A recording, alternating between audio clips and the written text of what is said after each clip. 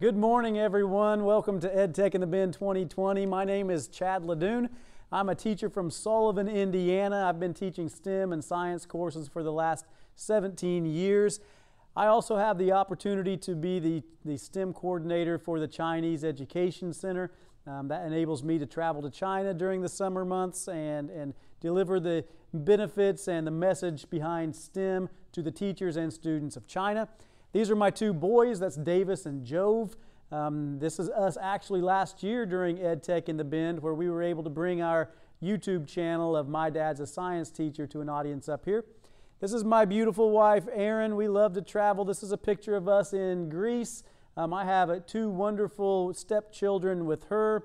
But that's enough about me. Let's talk about EdTech in the Bend for just a little bit. I want to thank all of the organizers of this wonderful conference. I've been able to be here the last several years and have always enjoyed my time here.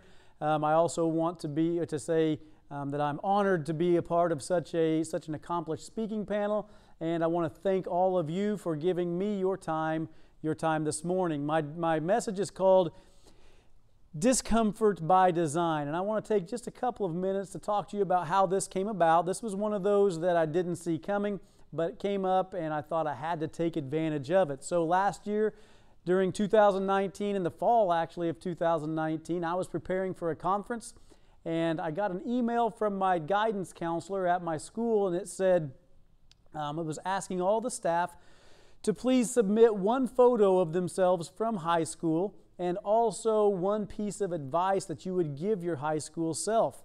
And I thought, what a great way to showcase the importance of design thinking and design learning by being able to take some information and go back and tell yourself something to hopefully bring about a better result. So I thought to myself, what would I go back and say? Several things ran through my mind. First of all, I thought maybe I'll go with don't buy that head-to-toe maroon homecoming outfit. That would save myself a little bit of embarrassment. Then I thought, well, maybe I'll go with when somebody shows you unstable, believe him or her the first time. That would have saved me some trouble.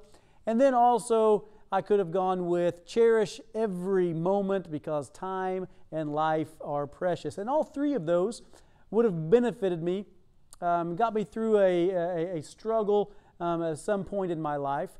But I wanted to go with something that was more applicable to my entire life, and I decided to go with stop trying to be so darn comfortable.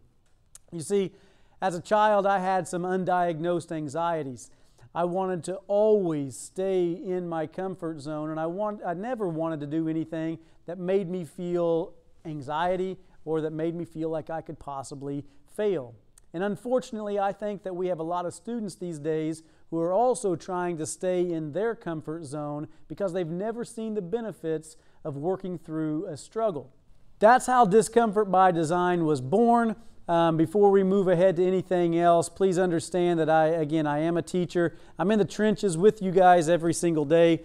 I see the struggles that education goes through, and I also have seen outside of school, I've seen the benefits of this type of mindset and this type of method being applied outside of the doors of school as well. I've seen the benefits of persevering through struggle and the great things that can come from that. Let's start with a quote from Michelangelo, one of my favorite quotes. It says, "The greater danger for most of us lies not in setting our aim too high and falling short, but in setting our aim too low and reaching our mark." That was me. I set my aim low all the time. That enabled me to reach those without having to expend too much effort, also without having to ever run the risk of failure. I never wanted to come across as having put in effort and then failed. And that worked for me for a while. I was able to slide by for a long time, putting forth little effort, achieving my goals that I set because I set them so low, but life had a plan for me, and it involved a whole lot of growth through some discomfort. Let's shift some gears and talk about our students. The way I see it is, and I'm sure that you guys do the same, we have a very diverse group of young people that we teach every day. Not only in things like obviously genders and race and socioeconomic status and religion and stuff. But we also teach a diverse group of students who are going to go to very different places in their life. We have students who are going to go to college. We have students who are going to go to trade schools. Some of them are going to go directly into the workforce. Some of them will go to their parents' basement, and some of them will be parents before they leave high school. But all of them, no matter what their ethnicity or race or religion or gender, all of them are going to have one thing in common, and that one thing is that all of them are going to have problems in life. Some of those problems are going to be minor, some of those problems are going to be more major, but take this as the truth that we are all one conversation, one text, one phone call, one doctor's appointment away from the most challenging time of our life and the biggest problems we've ever faced. Google has been world-changing. It has literally placed the information of the history of the world and more in the palm of our hands. But not even the great Google will be able to solve the problems that our students face someday. I believe we do them a disservice also if all we do is present them with problems that can be solved by Google. So my idea is the more discomfort now that we can provide to them in a safe setting in our schools, the better prepared they're going to be later. So I wanted to do a little bit of research of my own. I sent out a survey. It actually was a poll to teachers around the state of Indiana and beyond Indiana as well, to high school and middle school students, and it had 10 different scenarios that I figured were uncomfortable scenarios for them in education setting. And what I found was, or what I asked them to do, was to put a check mark or to vote on their top 4, the top 4 that they felt were the most uncomfortable situations. So here is the results, and again, almost 1,000 students responded. Here are the results of them. Almost 60% of students voted in their top 4 that listening to criticism of their work was one of the most uncomfortable moments in education. That means that somebody was telling them that they didn't do something well in order to bring about a better result. Admitting that they failed at something or that they didn't understand was uncomfortable for them because that shows weakness, that shows a vulnerability. Number 2 was debating your opinion on an issue. That requires courage to stand up for an opinion that you have. And then finally, speaking in front of a class, that importance of communication. The number 1 fear of everybody is public speaking, and that stayed true for the poll. Now, what do all of those have in common? I think all of them require some risk and some vulnerability. They have the potential of failure publicly, a potential of failure that can be seen by others. It also requires some very specific skills and commitment on their part. So they don't want to have to acquire these skills. They don't want to have to commit to something, and they definitely don't want to do something that technology can't do for them. I've seen this over and over again in my career, is that students are becoming more reliant upon technology, and all of those that these students voted on as their most uncomfortable moments, all of those are beyond what technology can do for them. I thought about all of the attempts that education has made to get these specific skills to our students, to get information to our students. What have we tried to make it to where students are prepared to face the discomforts of the world that waits for them? So I came up with several of them. Direct instruction is something that we've all tried before, and we've all been a part of, and you can see how excited these students are for the direct instruction method. Obviously, the ever exciting state tests, standardized tests that we try to bring about better results in our students. Reward systems, rewarding the positive behaviors. We've tried that. We've done flipped classrooms before. We've done game-based learning. We've done, the open concept school. I don't know how many of you were ever part of the open concept schools, but it was a giant room with every kid in the school in that one room with no walls separating them, and every teacher teaching a different topic and subject at the same time. A very strange setting to me, but it was something that education tried to get information and skills to students. One-to-one technology is what we're in the midst of now. We've tried inquiry-based learning as well, and also we've tried this whole idea of addressing different learning styles. And all of them were with great intent. All of them were done with the intent of getting skills and knowledge to students, better preparing them for the world. But it seems to me like we were targeting the wrong results. We've been targeting test scores for a long time and not targeting the underlying skills that are going to bring about a better life for our students. So what kind of game are we, or what kind of results are we obsessed with right now? What have we targeted? We've targeted these test scores, and we end up celebrating things like a 3% score, 3% raise in this subgroup on a test, or we end up spending hundreds of dollars, or thousands of dollars actually, and hundreds of hours because we've ended up with a 4% decrease in this subgroup. We're playing this game that we can't win, and the reason we can't win it is because there are so many moving parts of education and so many different variables of education. There is truly no hope that we can consistently raise these scores. And we say things like, it's not our fault. The game has made this necessary. Well, stop playing the game. It's that simple. We have to stop playing the game. I remember that scene from Jerry Maguire where he had he had just simply had enough of the business that he was in, and he realized that his business was focusing on the wrong things.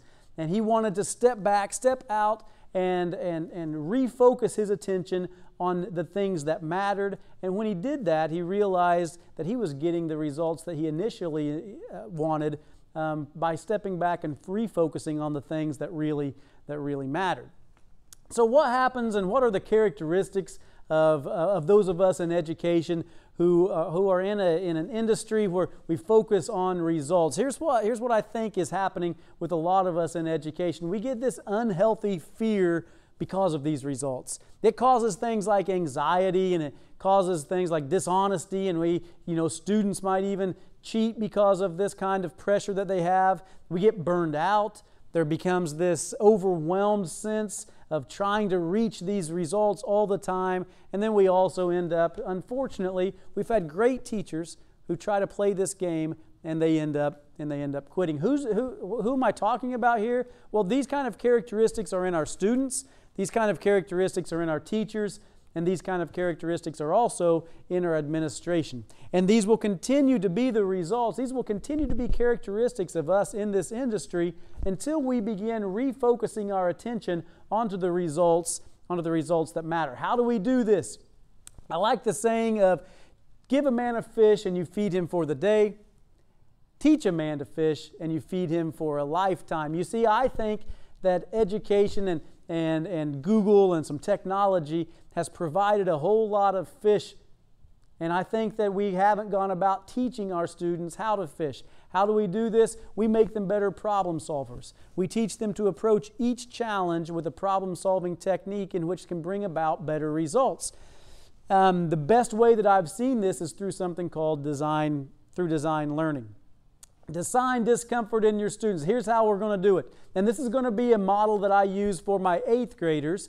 This is a much too complex model for, say, like a first grade classroom, but we do have modified versions of this that can be used with even kindergartners, because the key is getting them to start problem solving and start thinking critically at a very young age. We foster so many more skills by doing that. But this is the one for 8th graders. This is how I tell them to approach every single problem in every single classroom, in every single subject area, especially the projects that I give them in STEM class. First of all, they have to know their challenge. They have to know what problem they're trying to solve. The next thing I ask them to do is do a little bit of research. They don't want to do this, by the way. They think they know the answer already, but they want to do it, or I want them to do some research, looking at other people's ideas. The next thing is know your parameters. Know the rules that you have to follow in order to answer this problem.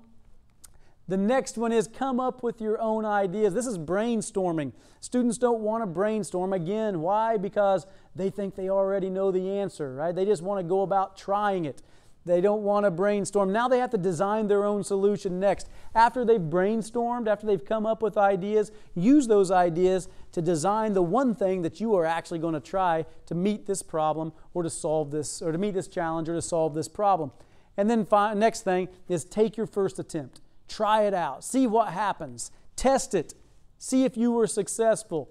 Look at your results. Basically analyze what's happened whenever you tested your first attempt. Next up, base your next steps on those results. It's just logical problem solving, right? You look at your results, you see what went well, what didn't go well, and you base your next steps on those results. Finally, test it as needed after you've made any improvements that you need to make, and then communicate both the process you went through and the product or your attempt or your product that you came up with through this entire process. Now, left to themselves, and I'm sure that you guys have all seen this in your students, left to themselves, 8th graders especially, middle school students, they will do one step and one step only. They will ignore all of the first steps. They will take their first attempt.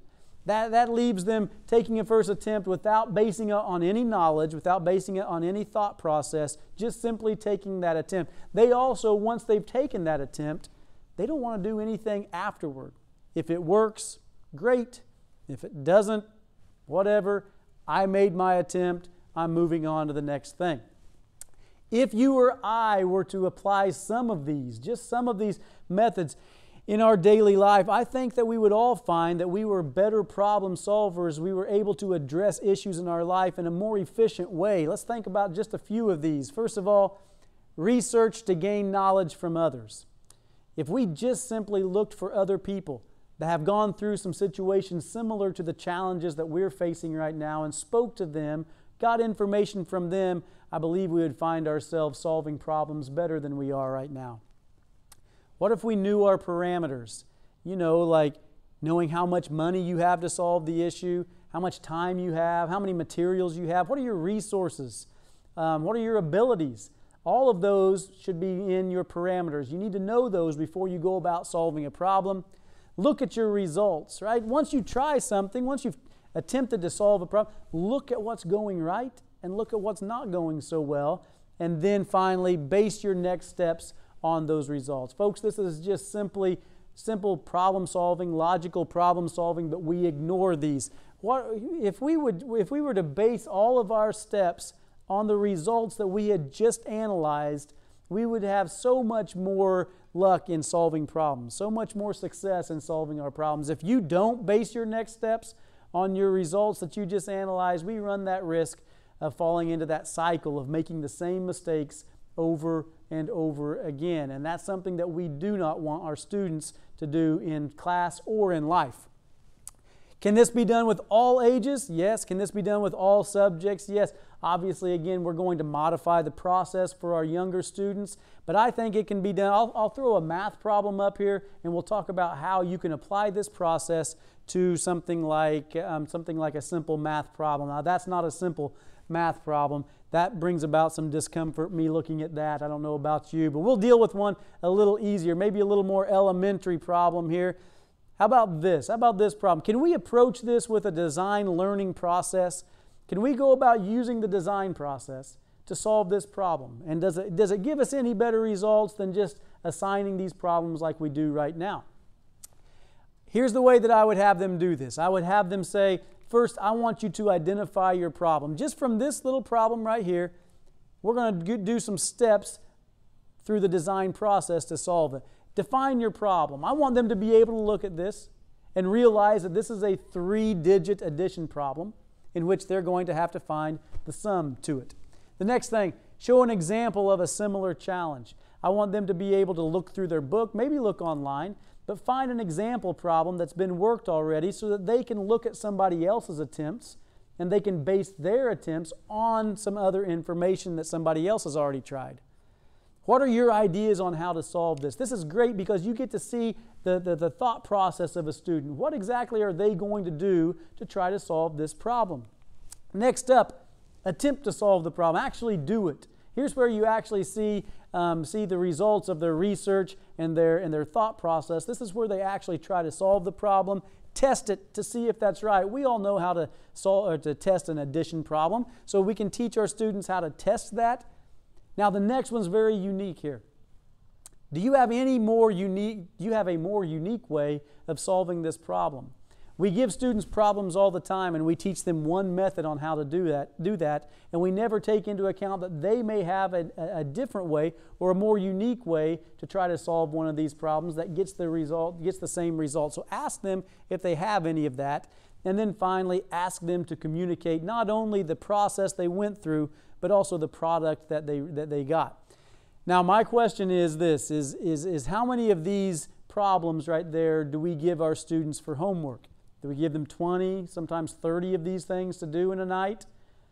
What does that do? All that does is add burden to the student, stresses out the parent whenever their kid has to do all those problems. I would have them do 2 or 3 of these things. I would have them do 2 or 3 because why? Because if I can get a student to define the problem, work through a process that I can look and see that they know exactly what they're doing, I don't need them to do 30 of them to know what they're doing. I need them to be able to work through a couple and show me that they're comfortable with the process and can get the correct product. By doing this, we're going to bring about some skills that education says that are 21st century skills. Skills that our students are going to need beyond the walls of our schools and for the rest of their life. 21st century skills that are going to be rewarded in their careers and in their life. Here are the 21st century skills. I call them the essential skills of design learning because as you go through the design learning process, you're going to foster these and you're going to see them being used in all the steps that we go through. The very first one is creativity. I like to ask my students to do things different than everybody else. You saw in the previous example that we can have students try more unique things, give their ideas, do something different than everybody else. And you'll see this especially whenever you start applying this process to more projects later in older students. You'll start seeing them be more creative because you're promoting this idea. I like to ask students to give me what I call the WTF moments. You know, those moments where you're walking around and you're looking at your students' work and you stop and you say, "What's that for?" And I might even say WTF to the students. And of course you get some crazy looks whenever you do that kind of stuff with 8th graders or middle schoolers. But if you ask them what's that for, that means you've seen something that is different than somebody else's. And I encourage these moments because I want to see that they're trying things, they have the courage to try something different than everybody else's. You're promoting creativity.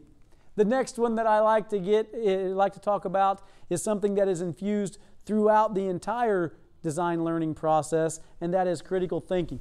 Critical thinking includes things like identification and analyzing and reflecting. All of those are part of the design process. Literally every step that they take through trying to problem solve through the design learning process, they reflect on the step previous to that. They're basing it on the previous step. So critical thinking is everywhere through design learning. Next, collaboration. Now, we've already said that we teach a very diverse group of students. That means that every student brings with them different talents, different experiences, different opinions, different ideas. Whenever you're trying to solve a problem, whenever you have the more ideas you have and the more experiences people have had, the likelihood of you being able to solve that problem increases as well. So collaboration is something that is very important amongst our students for this design process. And finally, communication. There's a reason why we say communication is key, is because it's vital to not only the success of a group work or students in class being able to communicate the process, but it's also vital in their careers someday and in every relationship they'll ever have. Unfortunately, in today's society, it seems like people think that they're great communicators if they can scream over the top of everybody else and they can get their opinion heard. In reality, communication is a two-way street. We want to be able to not only tell people our opinions, but we also want to be able to listen to others and take into account other people's opinions. Those are the 4 C's of education. And before we move ahead, I'll ask you this. I'll ask you, does this math problem, this is what we do right now, right?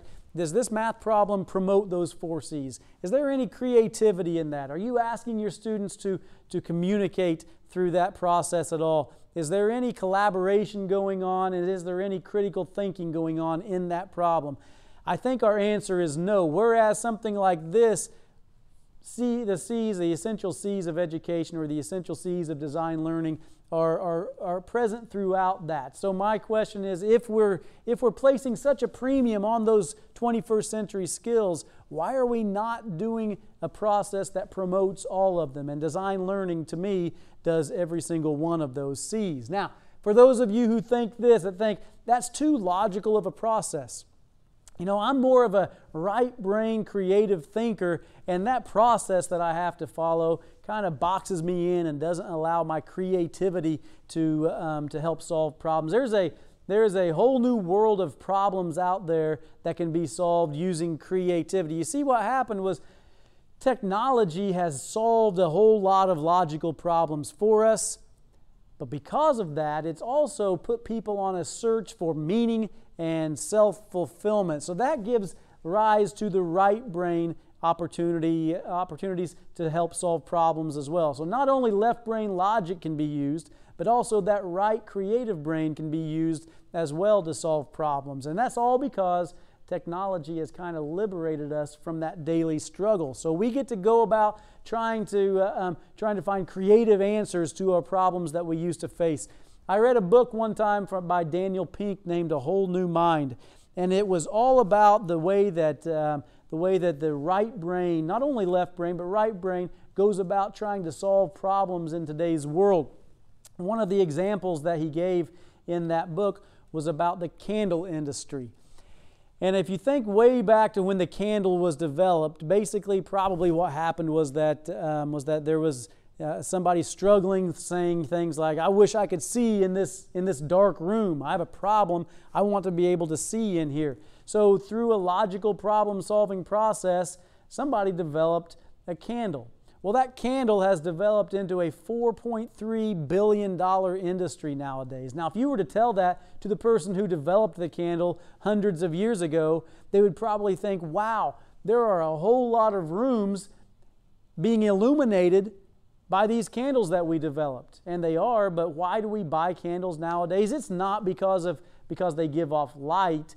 It's because of the scents that they give off and the environment that they produce and the ambiance that they produce. It went from something very logical to something very creative. And these types of problems exist everywhere. So those of you who are thinking that this problem-solving process kind of inhibits creativity, it does not. It opens up a whole new world of opportunities for those people who solve problems creatively can showcase their talents as well.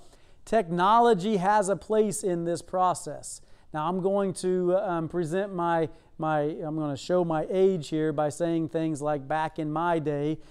My dad used to say that all the time, back in my day, and I'd roll my eyes at him because he was showing his age. Well, I've got to the age where I start saying things like back in my day. I'm going to talk about technology's place and what I think is great about technology, and also what I think, how I think technology has kind of hindered us in today's education world. First of all, it has removed work and weight from a lot of our lives, right? Because of technology, we no longer have to work and wait for a lot of things. I'm going to show you some examples here of my childhood, of whenever I had to work and wait back in my day that kids nowadays don't have to go through. Let's start with the movie rental. Back in my day, I had to go up to the movie rental place. I had to ride my bike up to the movie rental store and try to rent a movie. I had to ask if it was in, because back then, whenever we had movie rental stores, there was one copy whenever they first started. There was one copy. There wasn't thousands of copies, you know, like a more recent Blockbuster kind of thing. They would have hundreds of copies of a movie. Back then we had one. So I would drive up there all the time trying to find this one movie that I wanted, and that one movie that I wanted was 3 Men and a Baby. And the reason I wanted 3 Men and a Baby was because supposedly in one of the scenes there was a ghost in the background. And I wanted to see that ghost. So I rode my bike up there over and over and over again trying to get that. Now, if that happened nowadays, and there was a ghost in a movie, it would be on every social media platform, and they'd be able to see it on a video, and they'd swipe to the next one. They wouldn't care. But back in my day, I had to wait and work for stuff like that. Another struggle that I had that kids nowadays will never have is the report. The report over a country or the report over a president, something like that. They look everything up on Google now, right? Back whenever I was a kid, we'd have to go to the library and look at the encyclopedia, locate that information in the encyclopedia, and then write our report from the information that we found. Now, maybe if you were lucky, your parents had a set of Encyclopedia Britannicas at the house that you were able to stay at your house and look this stuff up. I didn't have Encyclopedia Britannicas. I don't know if any of you remember the Funkin' Wagnalls, but that's the encyclopedias that I had to use at my house. But I was able to work and go through a struggle in order to produce my report. And then finally, the one where I think kids have it very easy nowadays, that back in my day I didn't have easy, was trying to listen to the same song over and over. We all know we had our favorite songs, and you'd like to listen to them over and over, but whenever you were just listening to them on the radio, it was one time and done. So in order to capture that song, I would stand there and I would wait. I would stand and wait on that song to come on the radio, and I would hit play record, and I would capture that song on this great cassette like that. We've all had, we all remember our favorite songs in which we were trying to find these songs on the radio. Mine was Milli Vanilli's "Blame It on the Rain." I remember standing there and capturing that song. I don't know whatever happened to Milli Vanilli. They were a great group. But and that song, "Blame It on the Rain," one of the lyrics says, "Whatever you do, don't put the blame on you. Blame it on the rain." That's the worst advice for kids. I probably wasn't something that I should have listened to then. I don't know how many of us would get away with that kind of advice with our spouses. Technology has become not only, technology has become a problem solver for our students, and it's made life a little easier. Now, I'm not saying that every student in the world or every kid in the world has it easy. I know that's far from the truth, but I think that technology has made life easier for us. There's a saying that goes that art imitates life, right?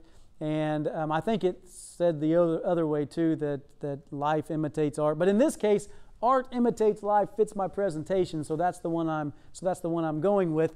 Art imitates life. Does everybody remember that 17th hit song, 17th century hit song, "Ring Around the Rosie"? You know what it was about? It was about the Great Plague, the disease that killed a quarter or a third of London, and kids were dancing around that. To me, that's art imitating a very difficult or a challenging life. Now, what do we hear in songs today? I heard a song the other day about driving a Maserati through town. I hear about Inglewood's finest shoes. I hear things like every country music song that I hear is about some guy sitting on a tailgate of a truck sipping whiskey with a girl in short shorts. That to me is art imitating an easy life. Now, how would I let technology, how do I see technology fitting into today's classroom and in with design learning? Here's the way I see it. Here's where I would allow it to be used. I would always allow technology to be used to gain information. Let them do research with technology. Look ideas up. Don't let them use technology to go find the answer. That's what they think. That's what students think that research is going out and finding answers. That's not what I'm asking them to do. I'm asking them to go get information that can spark ideas, and maybe they can use those ideas to come up with answers of their own. Another thing, I would allow them to design their work, design their solution with technology. Through things like CAD programs and all of these production types of software, you're able to you're able to accurately make designs. And I would definitely allow students to use technology to make very accurate designs. Look at your results. That's just analyzing your results. It's collecting data. It's making it to where you can read it easier. Anything that produces charts and graphs and makes it easier to read and analyze data is technology that I would promote in my class, because if we can analyze data better, then we can go about basing our next steps on some good data, good analysis of data, and that helps us come about with better answers to our problems. The next thing is I would always allow students to communicate their process and the product with technology. There are so many platforms out there nowadays that can enhance students' creativity and allow them to make better productions and share those productions with so many more people than what we've ever been allowed to in education. So all of these 4 places here are the ones that I would start always using technology with. We have to start using technology more appropriately, because if we don't, then we're allowing students to lean on it as a problem solver and not a tool in the problem solving process. Now, this would not be an innovative idea if not for the rough C's of design learning. Now, we've focused on the essential C's, right? Those are the ones that education has viewed as the important skills that students are going to need in the 21st century. I believe there are more that can be brought about if we start teaching students design learning and problem solving and critical thinking at the youngest of ages. I believe there is so much more than just creativity and collaboration and communication and critical thinking that can go on. And these are what I call the rough C's of design learning. The very first one, and maybe the most important one, is setting up the right community in your classroom. I want everybody to see that it's a community of learners, that everybody is going through the same challenges, that everybody is going to be faced with the same difficulties. No one person walking into that room is going to have an advantage over somebody else, because nobody really knows the answers to any of the problems. You're going to go through a design learning process altogether. Now, eventually, once you start doing project-based learning, and once you start reaching out into the community, the word community can take on a different meaning. But first, focus on that community of learners in your classroom. Set up a safe environment for that courage and that vulnerability to be shown. Next, compassion. I think that students nowadays, it comes across that students lack some compassion. But if you set up the community in your classroom in which everybody is aware of everybody else's possible stresses and the difficulties that everybody is going to face, all of the students are going to face as they go about trying to meet the challenges that you give them and go through the process of growing and becoming better than what they were, you're going to promote compassion in your students. Not only that, but as these projects reach the upper grades in middle school and high school, and you start looking into real-world problems, students become aware of problems out there that other people are facing, making them much more compassionate than what they were. The next one is confidence. I always laugh about this one because I've always said that I want my students to have tank top confidence. I want them to be, that confidence that people have, that they can just wear a tank top anywhere. I've always wanted that confidence, but never had it myself. I want my students to have tank top confidence, like that guy. Tank top confidence like that. Not that they can come into my class and they're going to know every single answer. Not that they're going to come in and be able to solve every single problem, but the confidence that they have the ability to problem solve. The confidence that comes from knowing that you are armed with the skill to go about solving problems. I don't want a kid to know every answer that's in my classroom, because if that's the case, then I'm not challenging them enough. But I do want them to be able to know that they do come with, or they are equipped with, the steps and the process needed to solve any problem that I place before them. Next up, courage. Courage is going to be very important. Courage is one of those things where you have to have the courage to be creative. You have to have the courage to be vulnerable. You have to have the courage to be willing to fail. You have to have the courage to debate your opinion. But you also have to have the courage to stand up for yourself, right? And to stand up for those that may not be able to stand up for themselves. So courage is a very important skill that can come from the design learning process. Curiosity is something that I always felt that as students, approached my age group of my classes, that they just became less and less curious. So I always wanted to put challenges out there that made it to where curiosity was just was something that they needed in order to succeed. And I remember a student coming up to me one time and asking, "Mr. Ladune, what if I take my wings of my rocket and I tilt them a little bit?" And I said, "Oh, so you're asking me what would happen to the dependent variable if you change the independent variable?" And he was like, "No, that's not what I mean at all. I'm just asking about my rocket wings." But in reality, he was thinking like a scientist without even knowing it. He was curious. And whenever you present students with challenges through design learning, you're going to increase their curiosity, and that curiosity is going to be rewarded. Next up, choices. Every student likes to have choices in class, right? And through design learning, you are able to offer them lots of choices. You're able to give them the choice on how they go about solving the problem. But there's another meaning to the word choice that comes about through this design learning, and that is that they have to own their choices.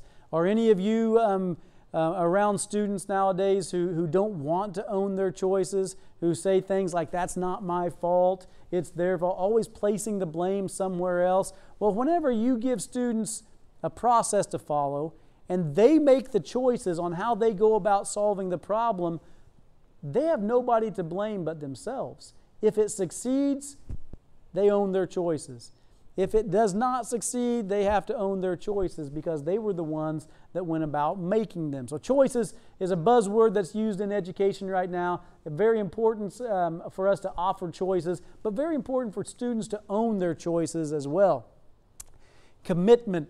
I want students to commit to a process, and not just to a problem-solving process, but I want them to commit to every single step of the process. They need to realize that every step they take, the more effort they put into it, the stronger foundation they're setting for their next step. They need to realize that if they don't commit to it, they're decreasing their chances of solving a problem or meeting a challenge successfully. And finally, the last one is competition. This is one that might or might not have a whole lot of support out there right now. A lot of people say that we shouldn't have competition in class, but I think you should be promoting healthy competition in your classroom. I believe that students need to be aware that the world out there beyond the walls of your classroom is full of competition. They're going to compete for so many things in life, especially as the population increases. It is only going to increase competition. If you set up the right community and you have compassionate students and you've done those two properly, you're going to have a healthy atmosphere in which to have competition. In my classroom, I have one winner every time, one winner. And that's because in life, guess what? There is one winner every time. There are not a whole lot of participation ribbons given in life, and that's what I want to prepare my students for through the competitions I have in class. These are the rough C's. Why do I call them rough? Because they're not skills that come easily. They're not ones that are just going to be in students without fostering those through some of the activities that we give. We're able to say that through the design learning process, we can offer the 4 C's, the essential C's, right? Those that we call the 21st century skills. But we're also able to offer so much more. All of these skills are also going to be promoted through design learning. I told you earlier that I was not a result-oriented person because I thought it made us play this game, and I thought it made us, more stressed and anxious, and it brought about some behaviors that I didn't really want to see in my students or myself. But I am concerned with specific results, and these are the ones that I think that matter. If we turn our focus onto these results, I believe not only do we get these, which are great, but I think we also begin getting those results that we want, that we set about to get initially. I think we need to know the importance of becoming. Students need to see that who they are right now and what they are right now is only a step in becoming something greater. And through design learning and through the process that we go through of constantly improving towards success, we can promote this idea in our students. Next, I want them to have skills for life. What skills do I want them to have? Well, we've done a very good job here of outlining all of the skills. Not only the 4 C's of education, those 21st century skills, but also the rough C's that come from a design learning process that has started from the time that students first walk in our doors and we first start promoting that problem solving and critical thinking. Next up, I not only think that we can be great leaders as teachers and educators and admin, but we're going to produce great leaders through this. Students are going to be courageous. They're going to be able to show some vulnerability. They're going to be able to communicate their opinions. And being able to communicate and being able to show some vulnerability and being courageous and being willing to show some vulnerability, those are all quality skills of a leader. And through design learning and problem solving and critical thinking, we're going to promote great leaders. They're going to have a better moral compass. Remember that some of the things that were results of our old way of playing the game, we had some dishonesty, and I think we've all seen that in our students, right? Trying to get that result, doing anything they can to get that result. Well, whenever we change our focus, we get different results. We get a better moral compass. We have more compassion for not only our fellow student, but we also have compassion for all humans that are going through difficulties that we're able to see through design learning. They're more reflective. They look at every single step that they take. Well, before they take every step, they look back at the results of the previous one. And I think that I can attest to, if I was a more reflective person, I would probably make better steps the next day, right? If I reflected on what I had just done that day, on the successes and the failures, I would have a better chance of solving the issues in my life. And through design learning and through problem solving and critical thinking, students definitely become more reflective. And then finally, they're prepared. They're prepared for that world that waits out there with problems that cannot be solved by Google. In closing, I want to use a quote from another movie that my boys loved whenever they were younger. It was called The Lorax. And if you haven't watched The Lorax, it's a very entertaining show, but it's also very inspiring. There are a couple quotes throughout there that I've thought about over and over again throughout my life, and one of them starts with this. It starts with the word unless. Unless someone like you cares a whole awful lot, nothing is going to get better. It's not. This is not an easy process. This is not something that's going to be seamlessly put into your classroom, but it is worth the while. And whenever I think of the word worthwhile, I think it's worth the effort that goes into it. But it's going to take some reflection on our part. I want you to take a long, hard look at your role in the game that we play right now in education. How much time do we spend on coloring maps? How much time do we spend on things like the FOIL method or whatever method's going on in that picture right there? How much time do we spend finding verbs and nouns and adjectives and identifying all of those? How much time do we spend on that? And how much time do we spend on stuff like, on atomic structure? Every one of these topics are important, and every one of these topics will be used by students. But it won't be used by every student. If we're focused on these results, if we're focused on this, some students will use it. But if we focus on problem solving and we focus on critical thinking and we focus on getting those skills that students need in the classroom and beyond the classroom, we're going to be setting students up for success not only within the walls of our schools, but also beyond the walls of our schools. And I think that we can all agree that that's why we got into education, was to help students become a better version of themselves. If you guys have any questions about any of this that I've presented today, I invite you to please reach out and contact me on any of these platforms, on any of these addresses or emails up here. I have a website called Variables of Education. My own personal email is up there. And if you want to follow my boys on My Dad's a Science Teacher, there's their Twitter account and their Instagram account. I thank you for your time that you've given me today, and I hope that you enjoy the rest of EdTech in the Bend 2020.